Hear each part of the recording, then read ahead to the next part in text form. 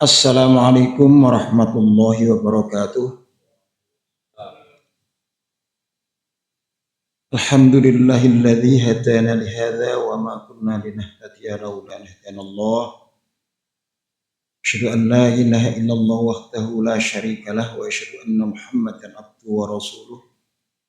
Allahumma shalli wa sallim ala nabiyyina Muhammadin wa ala alihi wa ashabihi ajma'in. Amma ba'du. Qala Allah ta'ala fil Qur'anil Karim, a'udzu billahi minasyaitonir rajim. Innal ladzina qalu rabbuna Allah tsumma istaqamu tatanazzalu 'alaihimul malaikatu alla takhafu wa la tahzanu wa abshiru bil jannati allati kuntum tu'adun. Shadaqallahul azim. Ma'asyiral muslimin, jamaah salat subuh Masjid Taqwa rahimakumullah. Marilah kita selalu bersyukur kepada Allah.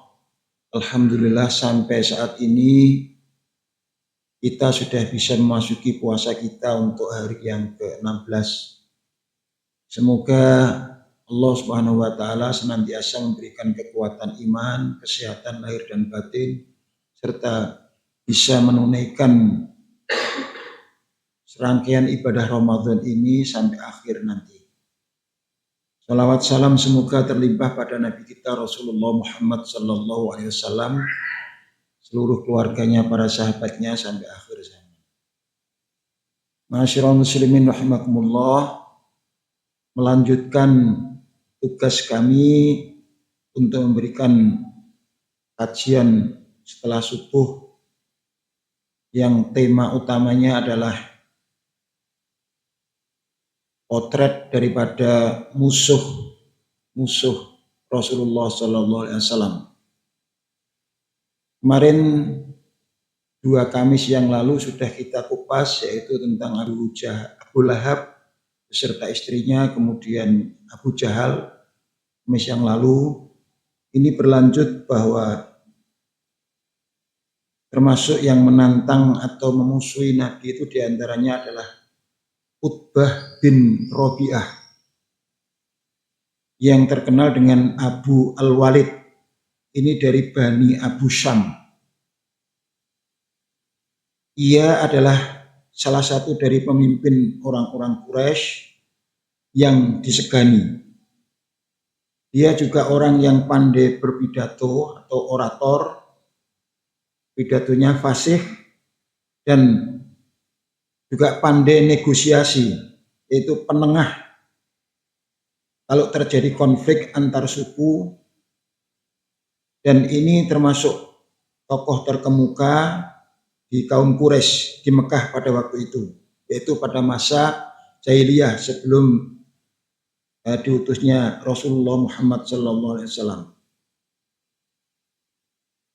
Dia pada waktu Rasulullah diutus ini sempat kagum dengan apa yang dibawakan, yaitu dengan Al-Quran. Namun dia tetap tidak mau mengikuti ajaran Islam dan tetap menentang ajaran Islam, dan mati dalam keadaan terbunuh karena di perang Badar. Ini salah satu daripada penantang Nabi, yaitu termasuk tokoh Quraisy. Hal-hal penting yang dialami oleh Utbah bin Rabi'ah ini diantaranya adalah dia sebagai pemimpin pagan terkemuka. Istilah pagan itu adalah orang atau kelompok yang menyembah berhala. Jadi tidak mau menerima Islam tapi menyembah berhala. Dan kita sudah mengenal semuanya bahwa bangsa Arab sebelum diutusnya Nabi ini adalah penyembah berhala. Meskipun sejak Nabi Ibrahim sudah ada Ka'bah di sana dan bahkan banyak dipasang berhala. Ini termasuk pemimpin terkemukanya orang-orang atau tokoh.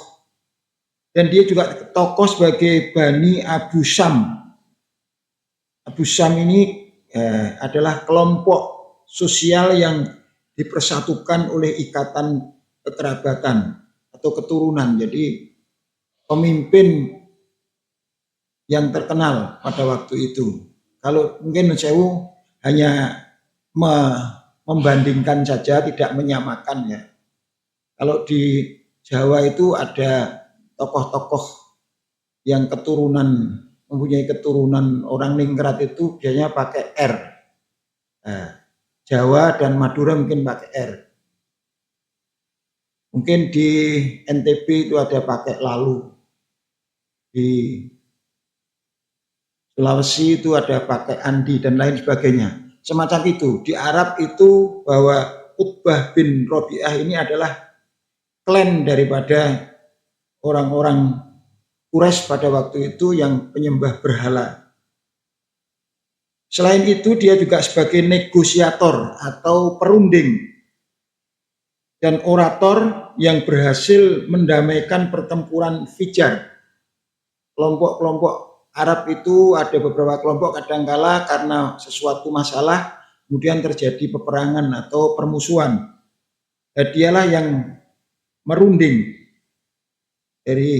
sehingga pertempuran di Fijar itu bisa diredakan. Di samping itu bahwa Utbah bin Robi'ah atau Abu Al-Walid ini adalah tokoh penentang dakwah Rasulullah. Salah satu musuh bebuyutan daripada Islam yang pernah membujuk Nabi untuk menghentikan dakwahnya atau ajaran Islam dengan diiming-iming harta, diiming-iming kekuasaan. Jadi kalau Nabi mau berhenti tidak menyiarkan Islam pada waktu itu akan diberi harta sesuai dengan permintaannya atau diberi kekuasaan maunya seperti apa.